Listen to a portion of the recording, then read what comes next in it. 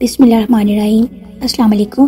آج میں آپ کے ساتھ ایک بہت ہی نیک شخص کے واقعے کا ذکر کروں گی۔ کہا جاتا ہے کہ بنی اسرائیل میں ایک عابد شخص رہا کرتا تھا۔ اس زمانے میں کوئی بھی عابد اس کے جیسا نہ تھا۔ اس وقت میں 3 بھائی تھے اور ان کی ایک بہن تھی جو ابھی تک کنواری تھی۔ اس کے سوا اور ان کی کوئی بہن نہ تھی۔ اتفاقاً ان تینوں بھائیوں کو کہیں لڑائی پر جانا پڑ گیا اور ان کو کوئی ایسا شخص نظر نہ آیا جس کے پاس وہ اپنی بہن کو چھوڑ جائے اور اس پر بھروسہ کرے۔ لہٰذا سب نے اس رائے پر اتفاق کیا کہ اس کو عابد کے سپرد کر دیا جائے۔ وہ عابد ان کے خیال کے مطابق تمام بنی اسرائیل میں نیک اور پرہیزگار تھا۔ چنانچہ اس کے پاس آئے اور اپنی بہن کو اس کے حوالے کرنے کی درخواست کی کہ جب تک ہم لڑائی سے واپس نہ آئیں ہماری بہن آپ کے سایہ شفقت میں رہے گی۔ عابد نے ایسا کرنے سے انکار کر دیا اور ان سے اور ان کی بہن سے خدا کی پناہ مانگی۔ وہ نہ مانے اور اصرار کرتے رہے کہ ان کی بہن کو اپنی نگرانی میں رکھنا منظور کر لے، حتیٰ کہ عابد نے ان کی درخواست کو منظور کر لیا اور کہا کہ اپنی بہن کو میری عبادت خانے کے سامنے کسی گھر میں چھوڑ جاؤ۔ انہوں نے ایک مکان میں اس کو چھوڑا اور چلے گئے۔ وہ لڑکی عابد کے قریب ایک مدت تک رہی۔ عابد شخص اس کے لیے کھانا لے کر آتا اور اپنی عبادت خانے کے دروازے پر رکھ کر دروازہ اندر سے بند کر لیتا اور واپس اندر چلا جاتا اور لڑکی کو آواز دیتا۔ وہ اپنے گھر سے آ کر کھانا لے جاتی تھی۔ پھر کہا جاتا ہے کہ شیطان نے عابد کو بہکانا شروع کیا۔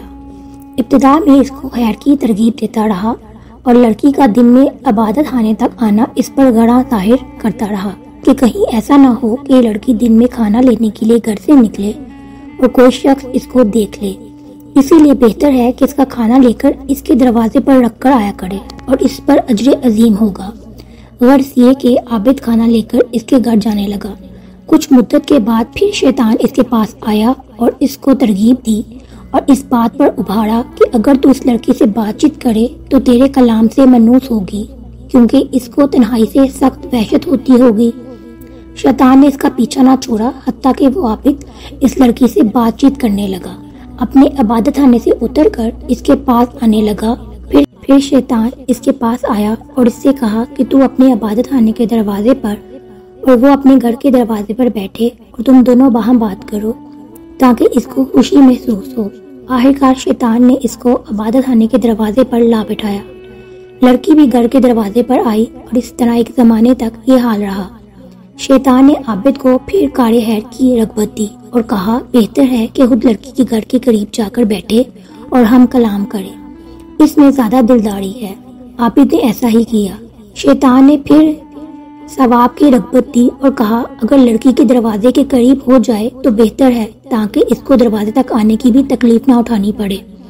عابد نے یہی کیا کہ اپنے عبادت خانے سے لڑکی کے دروازے پر آ کر بیٹھ جاتا اور وہ باتیں کرتا تھا۔ ایک عرصے تک یہی کیفیت رہی۔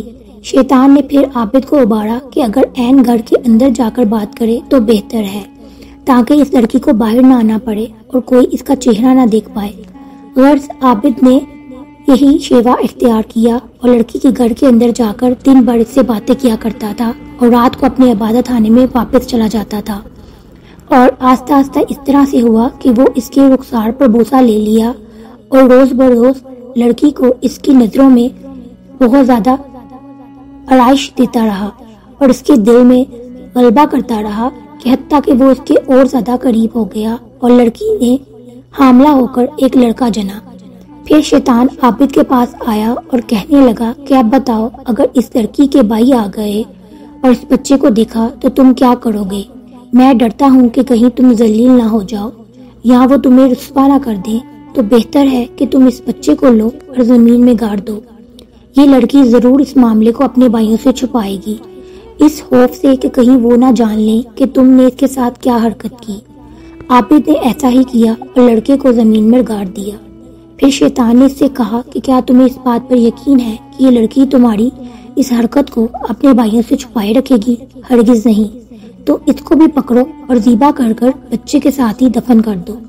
غرض اس عابد نے لڑکی کو بھی ذبح کر دیا اور بچے سمیت گھڑے میں ڈال کر اس پر ایک بھاری پتھر رکھ دیا اور زمین کو برابر کر کر اپنے عبادت خانے میں جا کر عبادت کرنے لگا۔ ایک مدت گزرنے کے بعد لڑکی کے بھائی لڑائی سے واپس آئے اور عابد کے پاس جا کر اپنی بہن کا حال پوچھا۔ عابد نے ان کو اس کے مرنے کی خبر دی۔ افسوس ظاہر کر کر رونے لگا اور کہا کہ بڑی نیک عورت تھی، دیکھو اس کی یہ قبر ہے۔ بھائی قبر پر آئے اور اس کے لیے دعائے خیر کی۔ پھر بیان کیا جاتا ہے کہ جب رات ہوئی اور وہ اپنے بستروں پر سونے کے لیے لیٹے تو شیطان ان کے خواب میں ایک مسافر آدمی کی صورت میں آیا۔ پہلے بڑے بھائی کے پاس گیا اور اس کی بہن کا حال پوچھا۔ اس نے عابد کا اور اس کے مرنے کی خبر دینا اور اس پر افسوس کرنا اور مقام قبر دکھانا بیان کیا۔ شیطان نے کہا سب جھوٹ ہے، تم نے کیوں کر اپنی بہن کا معاملہ مان لیا؟ عابد نے تمہاری بہن سے بدفعلی کی، وہ حاملہ ہو گئی، ایک بچہ جنا۔ عابد نے تمہارے ڈر سے اس بچے کو اور اس کی ماں کو ذبح کیا اور گڑھا کھود کر دونوں کو اس میں ڈال دیا۔ شیطان نے مزید کہا کہ جس گھر میں تمہاری بہن تھی اس کے اندر داخل ہونے میں وہ گڑھا داہنی جانب پڑتا ہے۔ تم چلو اور اس گھر میں جا کر دیکھو، تم کو وہاں دونوں ماں بیٹا ایک جگہ ملیں گے، جیسا کہ میں نے تم کو بیان کیا ہے۔ پھر شیطان دوسرے بھائی کے خواب میں آیا اور اس نے بھی ایسا ہی کہا۔ پھر چھوٹے بھائی کے خواب میں آیا اور اس کو بھی ایسا ہی کہا۔ جب صبح ہوئی اور سب لوگ بیدار ہوئے اور تینوں نے اپنے اپنے خواب ایک دوسرے کو سنائے اور پھر آپس میں بیان کرنے لگے کہ رات میں نے ایک عجیب خواب دیکھا۔ سب نے باہم جو دیکھا بیان کیا۔ بڑے بھائی نے کہا یہ خواب فقط ایک خیال ہے اور کچھ نہیں، یہ ذکر چھوڑو اور اپنے اپنے کام کرو۔ چھوٹا بھائی کہنے لگا میں تو جب تک اس مقام کو دیکھ نہ لوں باز نہ آؤں گا۔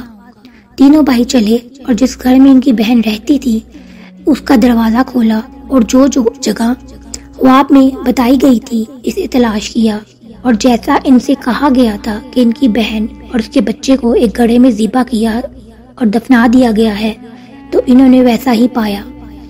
انہوں نے عابد سے جا کر تمام بات دریافت کی۔ عابد نے اس قول کی اور اس فعل کے بارے میں تصدیق کر دی۔